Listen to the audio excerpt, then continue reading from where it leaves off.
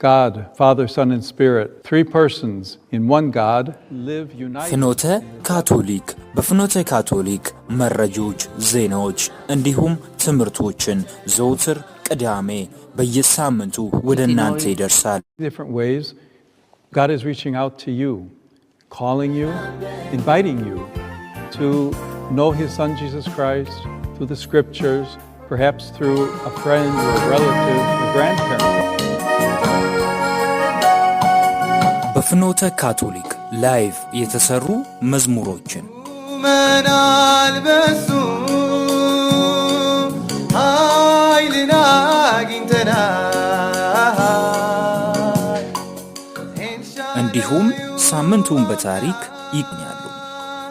በረከት ሞልቶናል ዛሬ የሚያረካው ከወንጌሉ ይፈልቃል ስበኩ ይህን ቃል።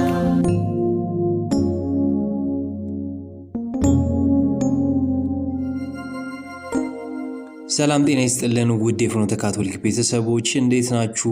የፍኖተ ካቶሊክ ነው። የህዳር 13 ቀን የዕለተ ቅዳሜ የፍኖተ ካቶሊክ ፕሮግራማችን ጅማሮን አድርጓል። በዛሬውም ፕሮግራማችን የተለያዩ መሰናዶዎችን ይዘን ወደ እናንተ ቆይታ የምናደርግ ይሆናል። በቆይታችን ላይቭ የተሰሩ መዝሙሮችን፣ በዜና ሰዓት የተለያዩ ካቶሊካዊ ዜናዎችን የምናደርስ ይሆናል። እንዲሁም ሳምንቱን በታሪክ በካቶሊክ ቤተክርስቲያን የተለያዩ በሳምንቱ አበይት የካቶሊክ ቤተክርስቲያን ታሪኮችን ወደ ኋላ ሄደን ምንፈትሽ ይሆናል።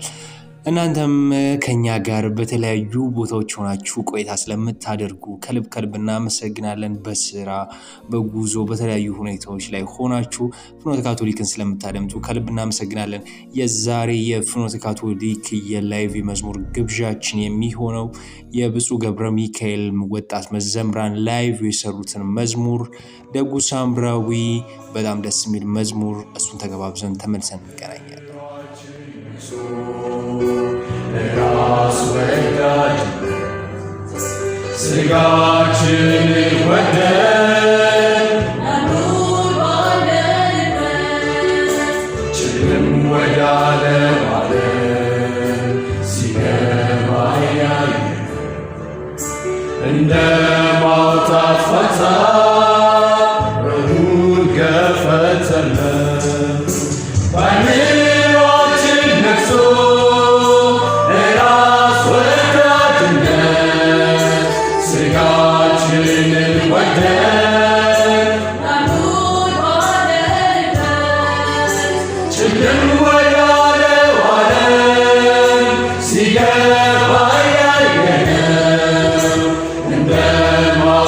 Fata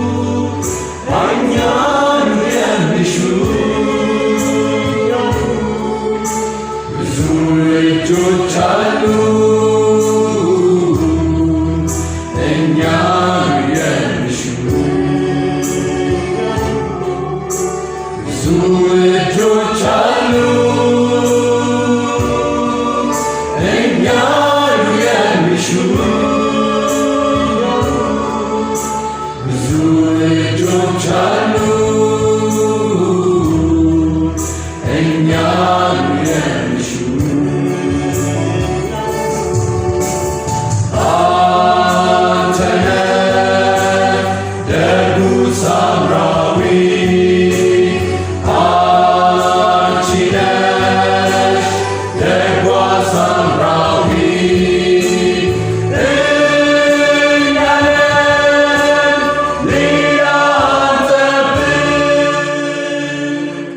ከመዝሙር ግብዣችን በኋላ ተመልሰን ተገናኝተናል። ፍኖተ ካቶሊክ ላይ ነው የምትገኙት። ደጉ ሳምራዊ የብፁዕ ገብረ ሚካኤል ወጣት መዘምራን ላይቭ የሰሩትን መዝሙር ነበር ተከታትለን የተመለስ ነው። አሁን በቀጣይ በፍኖተ ካቶሊካችን በዜና ሰዓት ወደ እናንተ ቆይታ ምናለን።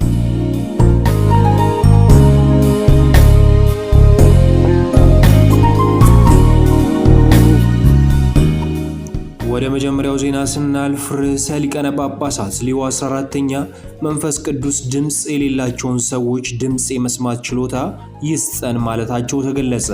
ርዕሰ ሊቃነ ጳጳሳት ሊዮ 14ኛ ኢየሱስ ክርስቶስ ተስፋችን ነው በሚለው የኢዮቤልዩ ዓመት ሐሳብ ላይ መመርኮዝ ሳምንታዊ ጠቅላላ ትምህርተ ክርስቶስ ረቡዕ ህዳር 10 ቀን 2018 ያደረጉ ሲሆን የጠቅላላ የትምህርተ ክርስቶስ አስተምሮ የክርስቶስ ትንሣኤና የዛሬ ዓለም ተግዳሮቶች በተሰኘው ርዕስ የፋሲካ መንፈሳዊነትና የተቀናጀ ስነ ምህዳር በሚል ርዕስ ላይ መንፈስ ቅዱስ ድምፅ የሌላቸውን ሰዎች ድምፅ መስማት ችሎታ ይስጠን ማለታቸው ተገልጿል።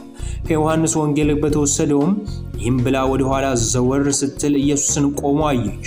ነገር ግን ኢየሱስ እንደሆነ አላወቀችም። ኢየሱስም አንቺ ሴት ስለምን ታለቅሻለሽ? ማንስ ትፈልጊያለሽ? አላት። እርሷም የአትክልት ጠባቂ መስሏት ጌታዬ ሆይ አንተ ወስደኸው እንደሆነ ወዴት እንዳደረግከው ንገረኝ፣ እኔም ወስደዋለሁ አለችው። ኢየሱስም ማርያም አላት። እርሷም ዘወር ብላ በዕብራይስጥ ቋንቋ ረቡኒ አለችው። ትርጓሜው መምህር ሆይ ማለት ነው። የዮሐንስ ወንጌል ምዕራፍ 20 ቁጥር 14። ርዕሰ ሊቃነ ጳጳሳት ሊዮ 14ኛ የተወደዳችሁ ወንድሞቼና እህቶቼ እንደምን አረፈዳችሁ። በተስፋ በተሰጠን በዚህ የኢዮቤልዩ ዓመት በክርስቶስ ትንሣኤና በዘመናዊ ዓለም ፈተናዎች መካከል ስላለው ግንኙነት እናሰላስላለን። አንዳንድ ጊዜ ሕያው የሆነ የኢየሱስ እኛንም ሊጠይቀን ይፈልጋል። ለምን ታለቅሳላችሁ? ማንንስ ትፈልጋላችሁ? ይለናል።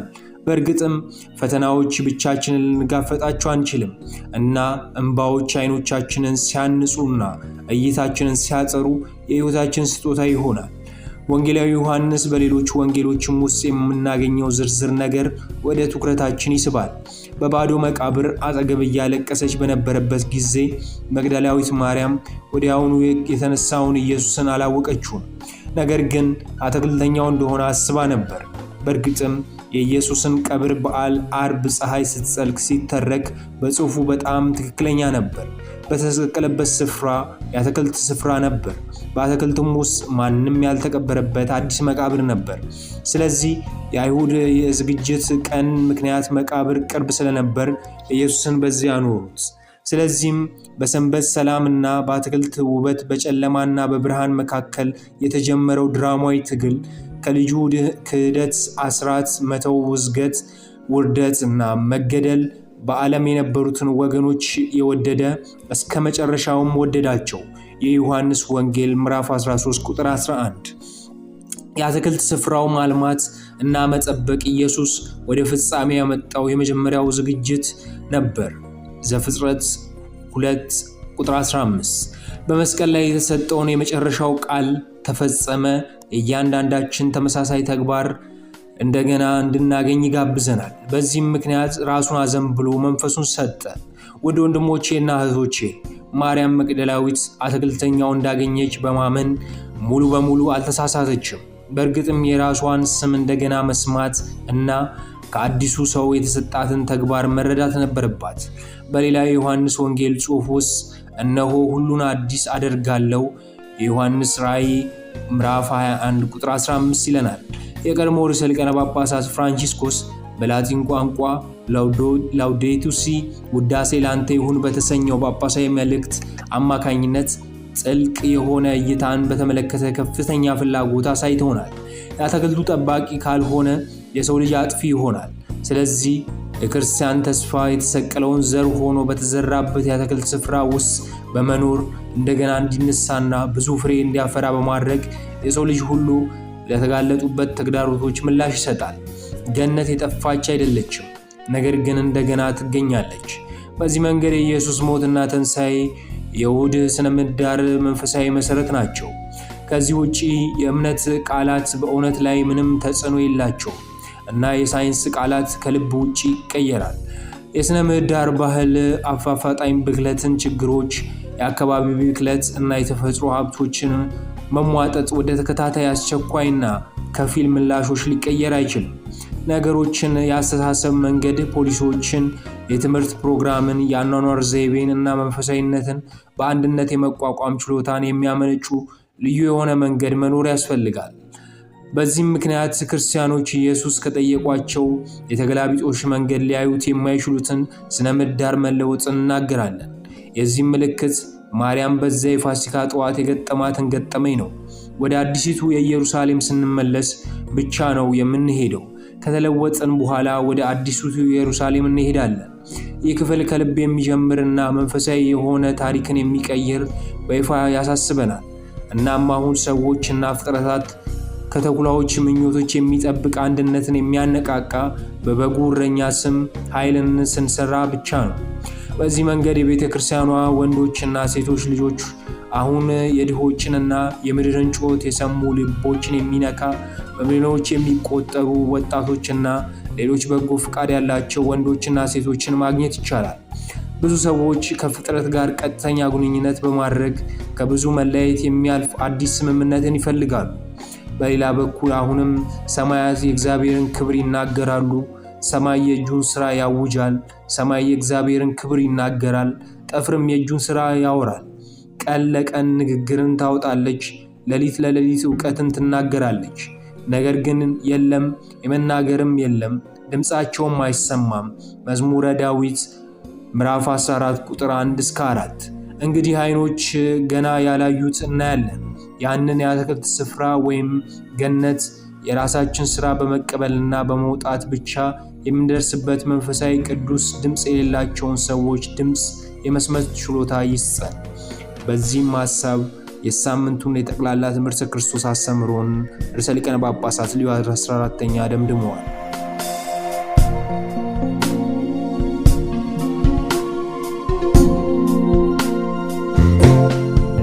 ርዕሰ ሊቃነ ጳጳሳት ሊዮ 14ኛ የአምልኮ ሥርዓት ሥልጠና በአዲስ መንገድና ዘዴ መታደስ እንደሚገባ አሳሰቡ። ርዕሰ ሊቃነ ጳጳሳት ሊዮ 14ኛ የምዕመናን የአምልኮ ሥርዓትና የክርስቲያናዊ አምልኮ ጥልቅ ግንዛቤ እንዲኖር የሚያግዙ አገልጋዮችን ለማዘጋጀት የሚደረገውን ጥረት እንዲበረታታ አደራ ብለዋል። ህዳር 9 2018 በቫቲካን የቅዱስነታቸው በሀገር ስብከቶች እና በቁምስናዎች የአምልኮ ሥርዓት ትምህርት እንዲጠናከርና አሰልጣኞችን መንፈሳዊ አምልኮን በጥልቅ እንዲያሳውቁ በማለት መልእክት አስተላልፈዋል። ስልጠናቸውን ከመጀመራቸው በፊት ቡድኑን በቫቲካን የተቀበሉት ርዕሰ ሊቃነ ጳጳሳት ሊዮ 14ኛ ስልጠናው የሥርዓት አምልኮ ባህልን እና በሁለተኛው የቫቲካን ጉባኤ የሚፈለገውን ተሃድሶ የሚያመቻች የቅዱስ አንሴሎም ተቋም ተልእኮን የሚያንጸባርቅ መሆኑን ተናግረዋል። የቀድሞ ርዕሰ ሊቃነ ጳጳሳት ፍራንቺስኮስ እጅግ እመኝ ነበር ሉቃስ ምዕራፍ 22 ቁጥር 15 በሚለው ሐዋርያዊ የቃለ ምዕዳቸው አማካኝነት የሥርዓት አምልኮ ጥናትን ለማሳደግ ያቀረቡትን መልእክት የጠቀሱት ርዕሰ ሊቃነ ጳጳሳት ሊዮ 14ኛ ይህንን እውቀት ከሥነ ምርምር ዘርፍ ውጪ በቀላሉ ተደራሽ በሆነ መንገድ ማሰራጨት አስፈላጊ እንደሆነና በዚህም እያንዳንዱ ምዕመን የሥርዓት አምልኮ ስነ መለኮት ትርጉምን መረዳት እንዲችል በማለት ያቀረቡትን ምክረ ሐሳብ አስታውሰዋል። ርዕሰ ሊቃነ ጳጳሳት ሊዮ 14ኛ በአካባቢ ደረጃ የሚደረጉ አዲስ የሥልጠና እንዲሁም አስፈላጊነቱን በሀገረ ስብከቶችና በቁምስናዎች ውስጥ እንዲሁ አይነት አደረጃጀት ለስልጠና አስፈላጊ መሆኑን ተናግረዋል። በቅዱሳን መጻሕፍትና በሥርዓተ አምልኮ ትምህርቶች ላይ መጀመር እንደሚገባም አክለዋል። የቅዱስ አንሴሎም ጳጳሳዊ የሥርዓተ አምልኮ ተቋም በቤተ ክርስቲያን የሳምንቱ ቀናት እና የእሁድ ዕለት የአምልኮ ስነ ስርዓት እንዲያብራሩ እና የምዕመናንን ቀጣይነት ያለው የክርስቲያን ስርዓት አምልኮ ጅምር በመደገፍ እንዲደረዷቸው ሐሳብ አቅርበዋል። ርዕሰ ሊቃነ ጳጳሳት ሊዮ 14ኛ የሀገረ ስብከት የሥርዓት አምልኮ ጽሕፈት ቤት መሪ ቃል እግዚአብሔርን ለሚያሰሙ ሰዎች ልዩ ትኩረት እንዲሰጡ በማሳሰብ ጥልቅ ዝግጅት፣ መሰረታዊ የመጽሐፍ ቅዱስ ዕውቀት፣ ግልጽ መዝገበ ቃላት እና የምዕመናን ጸሎት የመጽሐፍ ችሎታን ማካተት እንዳለበት አደራ ብለዋል። ርዕሰ ሊቃነ ጳጳሳት ሊዮ 14ኛ ከሁለተኛው የቫቲካን ጉባኤ በኋላ ባለው ጊዜ ላይ በማሰላሰል የሥርዓተ አምልኮ ስነ ስርዓትን በማበረታታት ረገድ ብዙ እድገት መታየቱን ቢያምኑም ወደፊት ረጅም መንገድ መኖሩን አስገንዝበዋል። በዚህም ጉዞ ድካም ሊሰማን አይገባም ያሉት ቅዱስነታቸው እንደገና በአዲስ ጉልበት በተሐድሶና በመልካም ተነሳሽነት መጀመር እንደሚገባ፣ እንደነዚህም አዳዲስ መንገዶችና ዘዴዎችን መፈለግ እንደሚገባም አሳስበዋል። የሀገር ስብከት የአምልኮ ስርዓትን አስተባባሪ ጽሕፈት ቤት ኃላፊዎች ለካህናትና ለምዕመናን ቀጣይነት ያለው ስልጠና በማዘጋጀት እንዲሁም የቁምስናውን የአምልኮ ስርዓት ቡድኖችን፣ መዘምራንን፣ ንባብ አቅራቢዎችን፣ የመንበረ ታቦት አገልጋዮችን ማስተባበርን የሚያካትት መሆኑን ገልጸዋል። ተግባራቸው የእግዚአብሔር ሕዝብ በአምልኮ በሥነ ሥርዓት ላይ ፍሬያማ ተሳትፎን እንዲያሳዩ ማበረታታትና በልዩ ልዩ ስሜት ትኩረትን በመስጠት ንቁ የአምልኮ ስርዓትን ማበረታታት እንደሆነም አስገንዝበዋል። ርዕሰ ሊቃነ ጳጳሳት ሊዮ 14ኛ በአንዳንድ ማህበረሰቦች ውስጥ የስርዓት አምልኮ ቡድን እየቀነሱ ወይም እየጠፉ መምጣታቸውን እንዳሰጋቸውም ገልጸዋል። የቁምስና መሪዎች የቁምስናዎች እንደገና በመገንባት ረገድ እንዲደግፉ በመበረታታት ይህም የቤተ ክርስቲያን ሕይወት እንደገና ማራኪ እንዲሆን ለማድረግ ብቁ ወይም ቢያንስ ለዚህ አይነት አገልግሎት ፍላጎት ያላቸውን ሰዎች ለማሳተፍ የሚያስችል እንደሆነ ለመስራት አስፈላጊ ነው ብለዋል። ቅዱስነታቸው በመጨረሻ ከቁምስና መሪ ካህናት ጋር በመተባበር መንፈሳዊ በዓላትን የሚያዘጋጁ፣ በመዝሙር የሚያገለግሉ፣ ቅዱሳትን ንባብን የሚያሰሙና መንበረ ታቦትን የመሳሰሉት ቅዱሳን ቦታዎችን የሚያስቡ ቡድኖችን ማዘጋጀት እንደሚያስፈልግ አሳስበዋል።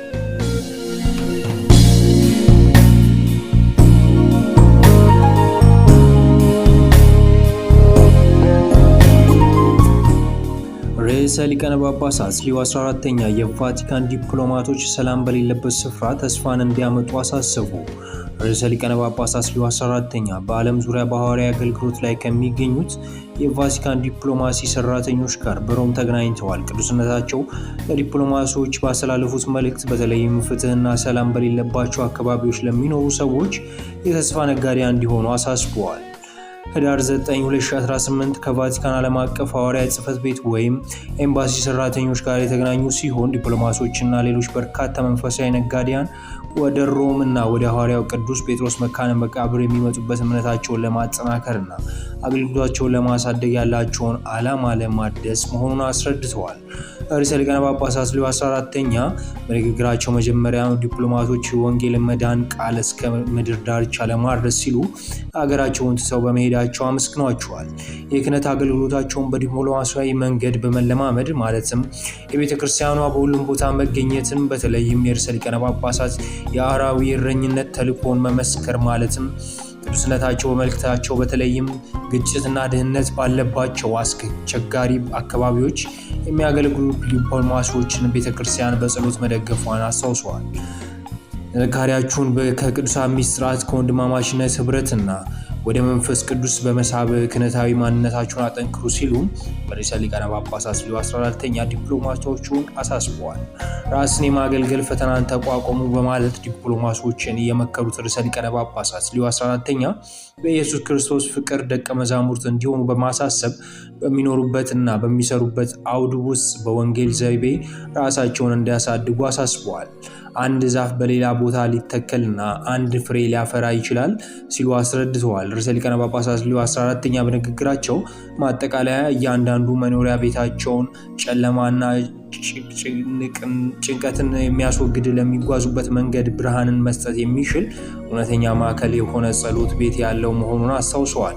ርዕሰ ሊቃነ ጳጳሳት ሊዮ 14ኛ በመጨረሻም በዓለም ዙሪያ በሐዋርያዊ አገልግሎት ላይ የሚገኙ የቫቲካን ዲፕሎማሲ ሰራተኞችን ይህንን ጸጋ አጥብቀን እንዲይዙት በማሳሰብ በተለይም ፍትህና ሰላም በሌሉባቸው አካባቢዎች ለሚኖሩት ህዝቦች የተስፋ ነጋዴያን እንዲሆኑ አደራ ብለዋል።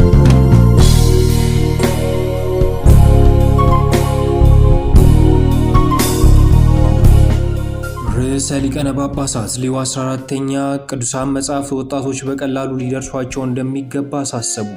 ርዕሰ ሊቃነ ጳጳሳት ሌዮ 14ኛ ከካቶሊክ የመጽሐፍ ቅዱስ ፌዴሬሽን አባላት ጋር ሰኞ ህዳር 8 2018 ተገናኝተው መልእክት አስተላልፈዋል። ቅዱስነታቸው ለመጽሐፍ ቅዱስ ምሁራንና ሐዋርያዊ አገልጋዮች ባስተላለፉት መልእክት የእግዚአብሔርን ቃል ለሁሉም ሰዎች በቀላሉ ተደራሽ እንዲያደርጉ በማበረታታት ይህም ወጣቱ ትውልድ ክርስቶስን እንዲያገኝ ያስችለዋል ብለዋል። የመጽሐፍ ቅዱስ ፌዴሬሽን አባላት ጋር የተገናኙት ቅዱስነታቸው የእግዚአብሔር ቃል ወደ ሰዎች ዘንድ እንዲደርስ ላደረጉት ጥሪ ምስጋናቸውን ገልጸዋል። ርዕሰ ሊቃነ ጳጳሳት ሌዮ 14ኛ የእግዚአብሔር ቃል የተሰኘው የመለኮታዊ ራእይ ሕገ ቀኖና ድንጋጌ 60ኛ ዓመት መታሰቢያና የቅዱሳን መጻሕፍት ወደ የትኛውም ቦታ በቀላሉ እንዲደርስና ክብረት እንዲሰጠው ሁለተኛው ቫቲካን ጉባኤ ባቀረበው ጥሪ ላይ ማሰላሰል ሰነዱ ጠንካራ ፍላጎት፣ ጽኑ እምነትና የእረኝነት ዘዴን የሚያስተዋውቅ እንደሆነም ተናግረዋል። የእግዚአብሔር ቃል ትምህርት የማያሻ ነው ያሉት ቅዱስነታቸው የእግዚአብሔርን ቃል በአክብሮት ለማዳመጥ እና በእምነት ለመመስከር የተጠራን በመሆናችን ክርስቲያኖች በሙሉ በቀላሉ እንዲደርሳቸው ይገባል ብለዋል። የካቶሊክ መጽሐፍ ቅዱስ ፌዴሬሽንም በተመሳሳይ ግብ እንዳለው ያስታወሱት ርዕሰ ሊቃነ ጳጳሳት ሌዮ 14ኛ ፌዴሬሽኑ የእግዚአብሔርን ቃል ወደ ሕዝቦች ማድረስና የአገልግሎት ዋናው አካል ለማድረግና ለቤተ ክርስቲያን የመነሳሳት ምንጭ ለማድረግ እየጣረ እንደሚገኝ ተናግረዋል። ርዕሰ ሊቃነ ጳጳሳት ሌዮ 14ኛ በሮም የተሰበሰቡት የመጽሐፍ ቅዱስ ምሁራን ለተልእኮ ታማኝነት የገቡትን ቃል እንዲያድሱ ጋብዘዋል። ይህም የጌታችን ኢየሱስ ክርስቶስ የማዳን ምስጢር ከሆነው የወንጌል አዋጅ የተለየ አይደለም ብለዋል። ቤተ ክርስቲያን ዘውትር ኢየሱስ ክርስቶስን በትኩረት በማዳመጥ ሕይወትን ከወንጌል ታገኛለች ብለዋል። ቤተ ክርስቲያን የጉዞ አቅጣጫዋን ሳታቋርጥ የምታገኘው መንፈስ ቅዱስን በመሪኝነት ሁሉንም ነገር ከሚያስተምረውና ከሚያስታውሰው ወልድ ከተናገረው ወንጌል ነው ሲሉ አስረድተዋል። ቅዱስነታቸው በዘመናችን ውስጥ የእግዚአብሔር ቃል ሰዎችን በቀላሉ እንዲደርሱ በማሰላሰል ሲናገሩ ምዕመናን በመጽሐፍ ቅዱስ እያነበቡ መበረታት እንዳለባቸው ጠቁመዋል። ይህም በሰው ቃል የተገለጸውን የእግዚአብሔርን ፍቅር በግል እንዲያገኙ ማድረግ ነው ብለዋል። ዛሬ አዳዲስ ትውልዶች የእግዚአብሔርን ቃል በቀላሉ የሚደበቁባቸው አዳዲስ የዲጂታል መሳሪያ ዘመን ውስጥ ይኖራሉ ብለዋል። አዳዲስ ማህበረሰቦች ብዙውን ጊዜ ወንጌል በማይታወቅባቸው ወይም በተዛባባቸው ባህሎች ውስጥ ይገኛሉ ብለዋል። ርዕሰ ሊቃነ ጳጳሳት የካቶሊክ መጽሐፍ ቅዱስ ፌዴሬሽን አባላት ባደረጉት ንግግር ቤተክርስቲያን የእግዚአብሔርን ቃል ሰምተው የማያውቁትን ሰዎች እንዴት በተሻለ መንገድ መረዳት እንደምትችል ራሳቸውን እንዲጠይቁ ጋብዘዋል። እነዚህ ጥያቄዎች ወደ ቅዱሳት መጽሐፍት የሚወስዱ መንገድ እንደሚያሳዩና አንዳንድ የመጽሐፍ ቅዱስ ተደራሽነት አይነቶችን ለማወቅ እንደሚያነሳሳ ያላቸውን ተስፋ ገልጸዋል። ይህም የእግዚአብሔር ቃል በሰዎች ልብ ውስጥ ስር እንዲሰድ እና በሁሉም ጸጋው እንዲኖር ያደርጋል ብለዋል። ቅዱስነታቸው በመልእክታቸው ማጠቃለያ ሁሉም ክርስቲያኖች በቀለም ሳይሆን በሕያው የእግዚአብሔር የተስፋ ሕያው ፊደላት እንዲሆኑ ጋብዘዋል። ይህም በማድረጋቸው ዓለማችንን ከሞሉት ብዙ ድምፆች በላይ የእግዚአብሔርን ቃል እንደሚበልጥ ይመሰክራል ብለዋል።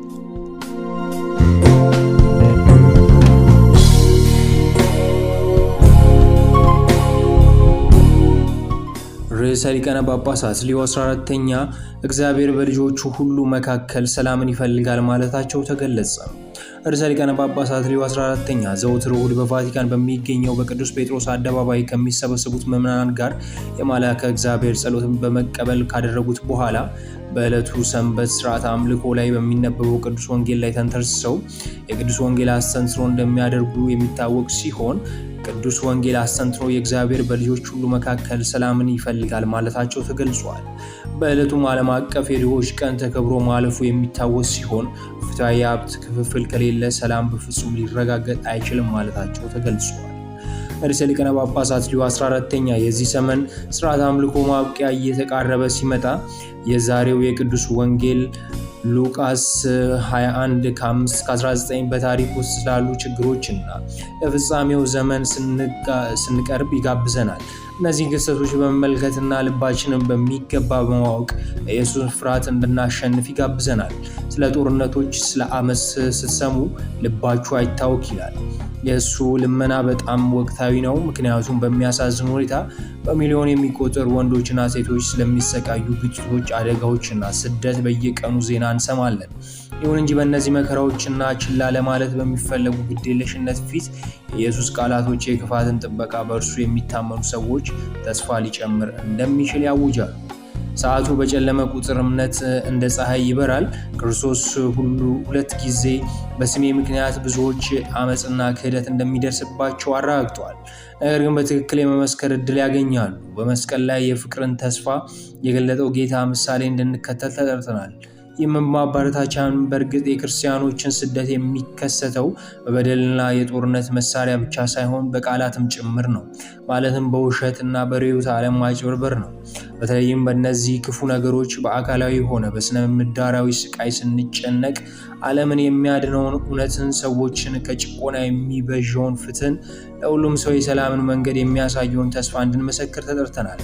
የኢየሱስ ቃላት በትንቢታዊ መንገድ የታሪክ አደጋዎችን፣ ሐዘኖችን የሚደብቁ ያጋልጣሉ። በተመሳሳይ ጊዜ እንደ አዳኝ የሚያውቁትን ሰዎች ደስታ ለዘላለም እንደሚዘልቅ የተወሰነ ነው። በመጽናታችሁም ነፍሳችሁን ታተርፋላችሁ። ሉቃስ 21:19 ይህ የጌታ ቃል ነው። ኪዳን በታሪክ ውስጥ የሚፈጽሙት አስፈሪ ክስተቶችን፣ የአንዳንዱ ጥቃትን ለመቋቋም የሚያስችል ጥንካሬን ይሰጣል። መከራ ሲደርስብን አቅመ ቢስንም አንሆንም፣ ምክንያቱም እርሱ ራሱ ቃል ጥበብ ሁልጊዜም በቅን ልቦች መልካምን ስናደርግ ስለሚሰጠን ነው። ውድ ወንድሞቼና እህቶቼ በቤተክርስቲያን ታሪክ ውስጥ የእግዚአብሔርን ጸጋ አመፅን እንኳን ወደ ቤዛነት ምልክት የመለወጥ ችሎታ እንዳለ ከሚያስታውሱን ሰማዕት ሁሉ በላይ ነው። ስለዚህ በኢየሱስ ስም ከሚሰቃዩት ወንድሞችና እህቶች ጋር በመተባበር የክርስቲያኖችን እርዳታ፣ የማርያምን አማላጅነት በልበ ሙሉነት እንፈልግ። በእያንዳንዱ ፈተና፣ ችግር ቅድስት ድንግል ማርያም ማጽናኛና ድጋፍ ትስጠን ብለው ሀሳባቸውን ደምድመዋል።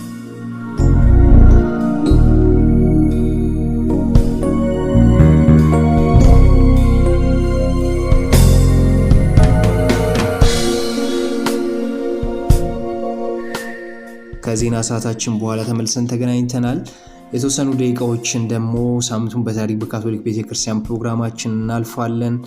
ለዛሬ የምንመለከተው በዛሬው ዕለት የቅድስት ሲሲሊያን በዓል በመላው ካቶሊክ ቤተክርስቲያን እናከብራለን። ይህች ቅድስት እንግዲህ ሰማዕትና ቅድስት በወቅቱ በ3ኛው ክፍለ ዘመን በሮም በጣሊያን እንግዲህ የነበረች ቅድስት ነበረች።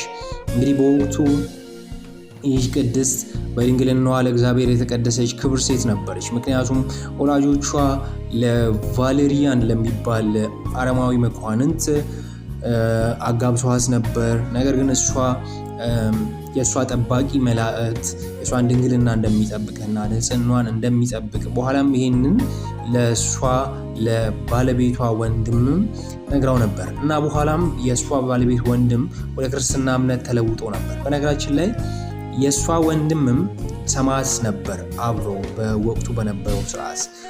ምክንያቱም በሮማውያን መኮንን በእምነታቸው ምክንያት ቅድስት ሲሲሊያ ሰማዕት ለመሆን በቅታለች። በጣም የሚያስገርመው ነገር ቅድስት ሲሲሊያ በፈላ ነገር ውስጥ ብዙ ጊዜ እንድትቆይ 3 ቀን አካባቢ እንድትቆይ ተደርጋ ነበር በወቅቱ። ነገር ግን ከዛም ነበረች በሕይወት። በኋላም እንግዲህ ሰማዕት በመሆን አንገቷን በመቀላት ነበረ በወቅቱ በነበረው ስርዓት። እናም እንግዲህ በሮም በሷ ስም ትልቅ ቤተክርስቲያንም ይገኛል። የቅድስት ሲሲሊያ ባዚሊካ በመባል ይታወቃል። ይህ ቅድስት በነገራችን ላይ የመዘምራን ባልደረባ ቅድስት አጋዥ ነች። ይህም የሆነው እንዴት ነው? ለቤተሰቦቿ ለቫለሪን ለሰርጓ ቀን ሲያቀርቧት እሷ የዛን ቀን እንኳን ለእግዚአብሔር መዝሙር እየዘመረች ነበር። እናም በወቅቱ ኦርጋን ተጫዋችም እንደነበረች አፈታሪክ ተጽፎ ይገኛል። የቅድስት ሲሲሊያ የመዘምራን ባልደረባ በመባል በመላው ካቶሊክ ቤተክርስቲያን ትጠራለች። ይህች ቅድስትን ዛሬ በዓሏን እያከበርን የምንገኘው እኛም በካቶሊክ ቤተክርስቲያን ሳምንቱን በታሪክ እንዲህ ተመለከትን። በፍኖተ ካቶሊክ ፕሮግራማችን ከምሽቱ ጋር ተመልሰን እንገናኛለን።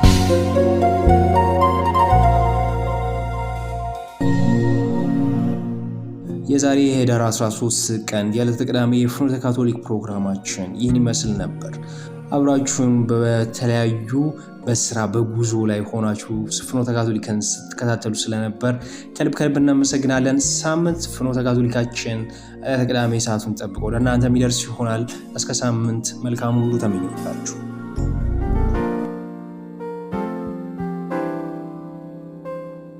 God, Father, Son, and Spirit, three persons in one God, live united. ፍኖተ ካቶሊክ በፍኖተ ካቶሊክ መረጃዎች፣ ዜናዎች እንዲሁም ትምህርቶችን ዘውትር ቅዳሜ በየሳምንቱ ወደ እናንተ ይደርሳል። Different ways, God is reaching out to you, calling you, inviting you to know His Son Jesus Christ through the Scriptures, perhaps through a friend or a relative or grandparent. በፍኖተ ካቶሊክ ላይቭ የተሰሩ መዝሙሮችን መንአልበሱ ኃይልን አግኝተናል እንዲሁም ሳምንቱን በታሪክ ይቅኛሉ። በረከት ሞልቶናል ዛሬም ያረካው ከወንጌሉ ይፈልቃል ስበኩ